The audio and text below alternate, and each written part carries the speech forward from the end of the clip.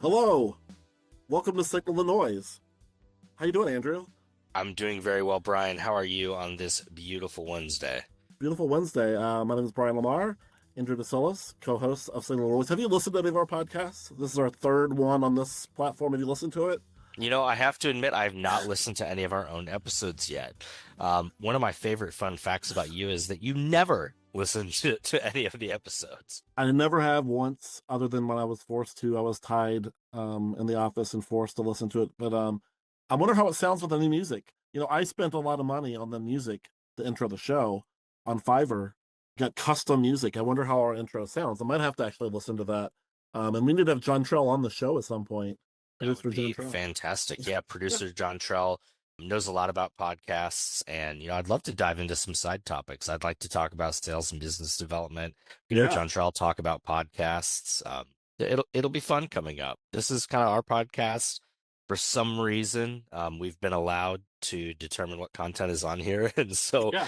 if you have a topic that is not market research related that you would like to hear from us on, please reach out. We would love to kind of keep this fun, keep this broad, anything that folks are interested in. That's funny you said that. One topic that I think we have to have an episode on is true crime. And the, Uh, I'm going to the Crime Con here in Denver. Ironically, I'm in Denver, by the way, at our home office, and which is beautiful. If you're ever in Denver, come see us at RY Rocket. Beautiful building. But Crime Convention is here in Denver in September, and I'll be here. I'm a huge true crime advocate or listener, podcast listener, and love it. And that's kind of what I've been like little personal stories I've been telling as we've been on the road and talking to clients and catching up with people. It's amazing how many people are like, oh, I love true crime. And I think that a podcast, we need to figure out how it relates to marketing research, but a podcast on true crime would resonate. Now, is this conference, Brian, is this like the serial killer conference in Sandman? Like, are criminals going? What in the world is happening at CrimeCon? It's not like Comic Con where you go and dress up as your favorite serial killer. That would be hilarious. It is people that are involved in more famous crimes, and so you have podcasters, and you have people that are like on Dateline, and you have authors, you have attorneys that have been part of more famous crimes and courts. So like the Gabby Petito family, if you know Gabby Petito, she was a young girl that was murdered in Utah a couple years ago. Her family is always there. The Idaho 4, more recent case, one of their family members is there. And then more like Marsha Clark from the O.J. Simpson trial is there. And so the whole gamut of people that have been involved and have perspective on these cases from all kinds of perspective, either a defense attorney, a prosecuting attorney, a detective, an author, a victim. It's really very interesting to me. Now, some people are, I'm on a Facebook page about it. Some people are freaking really crazy about it. I'm just kind of going for a first time to just see how it is, and we'll see how it goes. It's going to be a great podcast episode after I get back, though, I think. No, fantastic. So if you're a fan of true crime, please reach out to Brian, be on our true crime episode, chat with him about true crime, and especially see him at CrimeCon if you're attending. Who will I be dressed up as? I don't know. Who knows? We haven't done an episode in a couple of weeks. We've been traveling, and you've had all kinds of personal news. I don't even want to get into what you've been going on in the last couple of weeks, but your life is so hectic. Oh, We all haven't good seen it in a stuff. while. All good stuff, though. Yeah, all good stuff. Just moving and traveling and officiated my sister's wedding. That was really fun. Went very well. The wedding venue threw away the marriage license, though. So that's been an interesting thing I've been doing is navigating the Cook County Marriage Records Office. Yeah, it's been interesting. I can't imagine. Is that the bridesmaid and the best man? Is that their duty to kind of fix that? I don't know. The officiant. Yeah, legally, I have Oh, to do that. Yeah, I have oh, to do okay. everything, the whole process. Yeah. So it's not just showing up and reading a few words and signing a paper. You've got to make sure it goes all the way through to the courthouse. Absolutely. Okay. Well, today we just have the news articles, but one of them is kind of breaking news, which we'll get into here in a second. But I thought we'd just Mhm. talk a little bit of news and we'll see where this takes us. Is that cool? Absolutely. Let's start with that breaking news. Oh, just start there. Yeah. Breaking news is that Qualtrics and Pure Spectrum announced yesterday that they're partnering to deliver advanced synthetic research capabilities, which I've been kind of waiting for a deal like this out there, a bigger deal. And here it is. I mean, Qualtrics, one of the biggest on the block, and Pure Spectrum, very well known, respected company in the industry, partnering together on some synthetic data. You would love to hear your initial thoughts. Yeah, absolutely. You know, I've kind of been saying that the jury's out on synthetic data for a while. We've seen some research on research coming out, particularly from EMI Research Solutions has published some studies showing wide discrepancies between primary collected data from actual real human beings who can actually buy things and taste things and have credit cards and homes and so on and so forth. But that it was very wide. Now, we've also participated in research on research. We're waiting on some of those results, but we've had our panelists used both against and to inform synthetic panels, right? I am excited to test this partnership. Yeah, I think that, first of all, with all of the different technology and all of the different models and sources, there's going to be massive variability in the effectiveness of synthetic sample. There's also going to need to be a lot of care when it comes to the use case and the type of research, and not just risk levels, right? But what does the sample look like that you're using to inform the synthetic panel, or is the research subject broad enough and not temporally sensitive enough to use a synthetic panel? Assuming that we're kosher on all of those things, what makes it difficult is, and you and I have been saying this to people, because you and I experimented with quite a bit of modeling several years ago, building Bayesian neural networks and looking at sample bias and so on and so forth. The amount of data that is required to make these types of models useful is just it's gargantuan. And the processing power and sophistication of the model to adequately use that data, it's a Herculean effort. So if two companies are going to pull it off, it would need to be someone like Qualtrics and someone like Pure Spectrum working together because of the amount of data points that they have to inform this research. You and I have also talked about the possibility that, like, a large brand who obviously owns all of their research, they could effectively build a synthetic panel with their own, you know, consumer data that's been collected by third parties or agencies. But as far as something coming out of MRX, I do think that this is a good partnership to create effective synthetic panel. Still not totally sold on synthetic panel, yeah, but if we're going to do it, this partnership makes a lot of sense to me. What do you think, Brian? I agree with what you said. I think I want to back up a little bit. I didn't set it up very well, but Pure Spectrum already had an exclusive relationship with Qualtrics, Mm-hmm. um, That's right. and based upon what they released from the press release, um, like Al Rouhani, he's the Chief Transformation Officer, which is a great job title, by the way. Chief Transformation Officer at Qualtrics. He's the founder of Qualtrics Edge. Synthetic data represents a powerful new era of market intelligence and decision making in business. We're seeing incredible momentum as the world's leading companies and research organizations turn to Qualtrics for their trusted AI generated insights and capabilities they need. To me, that says that brands are pushing this a little bit. Brands are wanting this, um, which is interesting to me. Brands are Um, trying it, at yeah, least. brands are trying it, and Qualtrics is like, absolutely, we're investing in this. Um, I think it's very interesting to see if this is a pretty big deal, and there's going to be a lot of money behind this. Mm. And will it raise the bar for reliability and synthetic sample? Is this going to create a bar? So you combine Pure Spectrum, and they have a lot of relationships in sample and training data with the Qualtrics, which has like foundational AI models, Mm. and it really addresses my chief concern in synthetic data. Um, it has, in my opinion, very limited ability to accurately create or mimic um, nuanced human behavior, which is the challenge for market research. That where there's nuances in there that only humans can express and market research can measure and build. And so this will probably set a new standard for validity and reliability. And I'm really fascinated by this because Qualtrics would not release this to the press if they were not putting some money behind it and they felt pretty confident behind it. Their branding is too big and it's too risky for them to just kind of halfway do it, right? Mhm. We need to have David Butler on, by the way, who's been on former podcasts numerous Mhm. times.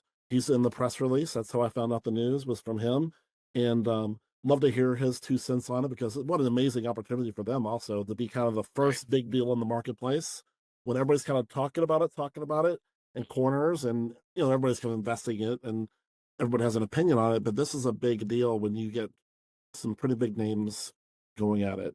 So that's Yeah. kind of my high level thoughts. Yeah. I think you're absolutely right. And if synthetic sample is going to work, it's going to need a lot of money behind it because the models and the kind of data lakes, data sources, whatever you would call it, to inform those models, investment, interest, activity. Qualtrics and Pure Spectrum have massive development teams. Even if researchers get a hold of this, brands get a hold of this, and they all say, like, this isn't useful, it doesn't work, it's not close enough, it will be eventually. With these Yeah, kinds of companies working together and with this kind of investment and interest from brands, it's going to get better. I may yeah, have my own skepticisms, my own boxes that I would put it in for use cases, but it is going to get better. It is coming, and hopefully it's overall good for the space. Um, yeah. one of the things that you and I have been discussing is that I don't think synthetic panel will ever replace real respondents for things like brand tracking, for things like qualitative research or fundamental research, as far as, like a segmentation or things like that. I'd add But in anything high risk. yeah, anything high risk. But we've been talking a lot about data quality and how bad it is. Yeah, And if there are companies with limited budgets, if there are companies who just need something kind of quick and dirty and it's going to be a directional result, those panel providers with 50, 60, 70% removal rates, um, I actually had a client say to me, we had a study where we had quoted a CPI and their yeah, I forget if it was the client or the salesperson. They just like totally undershot the budget. And that client said to me, well, I guess we'll use fake respondents. And that attitude is, if I don't trust that these are real people, let's make sure they're not real people. right. And I'll save a lot of money using synthetic. And I think that if you're a high quality panel provider, there's nothing to worry about. I think if you're a researcher, there's nothing to worry about. If you're a poor quality panel provider, I would be really worried because I think that Yeah, synthetic data is going to displace that yeah, segment of the marketplace. completely agree. And I spent a lot of time thinking about this, and I wonder if this may not be fair, and I'm someone will text me if this is not fair, but is Pure Spectrum now a hybrid panel? And if so, I want to be sold on it. I want someone to come to me and say, hey, Brian, here's why you should buy Pure Spectrum's synthetic respondents. I want to see that presentation so I can educate myself. I want to hear the sales Yeah. talking points. Or in Yeah. hybrid panel, if there is a hybrid panel, if it isn't, there will be some that emerge regardless. Is that kind of the new normal? Will that be normal a year or 2 years from now? When you have, I think they called it edge audiences.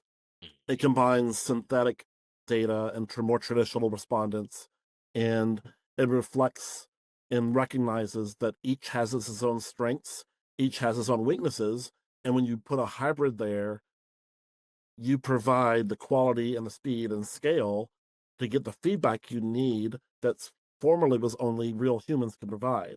And so our hybrid panels, for certain cases, more of the future. And I didn't think like I wasn't asking myself that question 3 months ago. Mhm, Now I am because mhm. of this merger. There's probably gonna be other big ones announced this year. I would assume. I don't know. Yeah, yeah, I absolutely agree. Fascinating. Yeah, yeah. If you have a synthetic panel, particularly anyone from Pure Spectrum, hopefully we can get David to come on. I would love to hear the use cases, to see the data, right? Yeah, Those and kinds of Martin things and would be Aiken. great. These are well, very, you know, Well respected. McCrary. These are Yep, all very well respected people. So they're not. They're they're doing their due diligence in this. And I'm glad that's a research company with traditional researchers partnering with. I don't consider Qualtrics really a research company. They're a software tech company, company. software Yeah, company, yeah, right? They don't. Yeah, they you can get research through them, but they're not a research company. But right. interesting. We'll have this will be a big talking point probably from now on. I'm assuming this is our new lives. Absolutely. Fun, huh? It is fun. All right. Any final thoughts there, or move on to our next news story? Let's move on to the next news stories. This is Um, one of our favorite types of news story. Azure Knowledge, who if you buy sample, you probably know who they are. They've been out Hmm, there for a while. hmm. Rebranded to a company called, and I have to make sure, Mavericks, which I think this is the best rebranding name since Torfac. That's the only reason I wanted to talk about it. Is that Mavericks is such a weird space age term. It means Mavericks or nothing. Mavericks? Mavericks or Mavericks? Oh, it could be Mavericks. Interesting, because it is spelled like it could be Mavericks, only like a little bit of a space age version of it. And Hmm. interesting. As you know, there's nothing wrong with any Azure knowledge, except maybe you get it confused with other companies named Azure. Hmm. Um, maybe that's why they did it. But Mavericks is such a interesting name. That's all I wanted to say there is it's fascinating. We need to have a quiz on. We need to get someone that's relatively new to sample and do a quiz. Is this a real company or a fake name? That would be good. I also think it would be fun to have someone who's been around for a while and see how many names back they can go on Oh, some of these panels. like if you How said far they Dynata went. and we went back and forth with Dynata to see how far we could go back, that would be God. That could take a while. Yeah, that would be a lot of fun. Wanted to talk a little bit about Mavericks. This press release, it does talk about their presence, 85 countries, 40 languages, but it also talks a little bit about, quote unquote, cutting edge AI tools. Um, I'm not sure about that. I don't think of them for that. So would love to talk to someone from Mavericks about their capabilities, about these kinds of tools. The more guests we can have, the better. And looking forward to learning more I about love that that. you're committed to call them Mavericks, and I'm committed to call them Mavericks. We'll just see how that plays out. Well, I really just want to be able to like message an account executive there and just like talk to me, Goose. So I'm all in on Mavericks. That's great.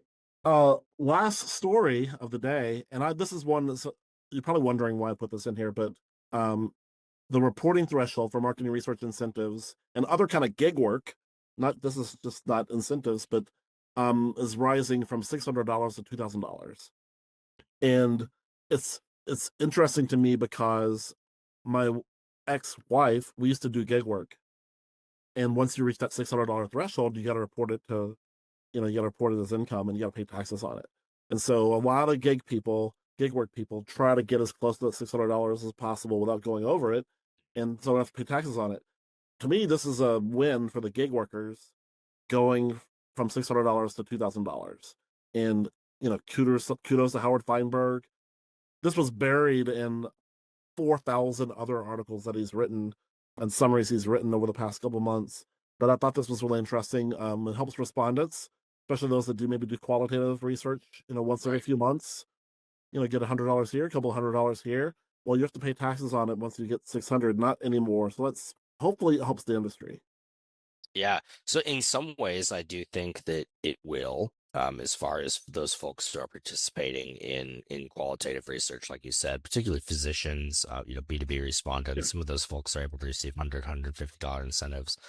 What do you think this does, though, in the overall context of the gig economy and viewing survey participation, research participation as part of that gig economy. We've talked about before the effectiveness of our incentive structures and what the opportunity cost is to a respondent. As far as, I have an hour, am I going to try to do 3 surveys for 50 cents each and make $1.50? Or can I go make $60 driving for Uber or DoorDash or on Yep. Fiverr or TaskRabbit or all of these kinds of things? Which is why we really need to be incentivizing respondents. I'm not going to go down that rabbit hole right now. But does raising this threshold for the gig economy overall, do you think that this affects the way that we need to incent respondents? Interesting question. I think we need to change how we incent respondents. I don't know if this has an impact on that. This is probably no surprise to people that know me. I'm a very limited government kind of guy. I prefer if we didn't pay taxes on up to a lot more higher number than that. Um, I want to give people, if you're doing gig work, you probably need to do gig work, right? You're not going out there and doing DoorDash or taking surveys if you, I mean, maybe the right word is not need, but the wealthiest of the wealthy are not doing they're not driving DoorDash, right? And Right. so if I can reduce the tax burden on those people, the better off we are as an economy. Because I hated that $600 isn't that much money. And if Right. my wife was like, oh, I don't want to get a 600, and respondents were like, oh, now I get a 600, I got to pay 25% of that to the IRS, and that's a big chunk of it. That's a challenge as a Yeah. society that we have. So maybe it has a small impact on how we think about it. I think we should be promoting it, especially for our B2B and healthcare panels. We should be promoting it that, hey, you don't have to report it until you get the $2,000 mark, which means, that's more money in your pocket. Yeah, please participate. Yeah. That I don't, but beyond that, I'm not sure about the impact. We'll see. I mean, we'll have our panel team on here at some point soon, hopefully, um, and they can talk about this and much more in depth and the impact of it because they talk about incentives of these people all day long, and you know they're experts in it. Very Anything interesting. else? No, I think that's what I've got on that story. Brian, where can Yeah. people find us? Where are we going to be? Well, and gosh, in the next so soon, this is my 5th straight week of travel, and I've got a week off, and then I'll be at the Future of Insight Summit in Atlanta at Microsoft's headquarters. I'm so excited. I get people text me all the time that are going to be there, some former classmates and coworkers, and it's August 21st, 20th and 21st in Atlanta at Microsoft's headquarters, which I'm excited to see that, and that's going to be beautiful. Their Atlanta headquarters. So I'll be there. And then I get a lot of questions about CRC, which is right around the freaking corner in Chicago. Are you going to Yeah. CRC? Do you know yet? I don't know yet. So if you are a client of ours who's listening to the podcast, please reach out to me and tell me that you're going to CRC so that I can make the business case to attend. It's definitely on my list, but I have not committed to it yet. But a lot of good content at CRC every year, and hopefully we will be there. There'll certainly be someone from Market Once there. Absolutely. It's right after the Crime Con. So I'm hoping not going. I'd hate to fly to Denver, then fly home, and immediately either drive and pick you up or drive to Chicago like we've done a million times. Well, let's Um, road trip it. I'm in. CRC's happening. yeah, that's where you'll find us. I don't know after that. I'm, I don't know what conferences are this fall.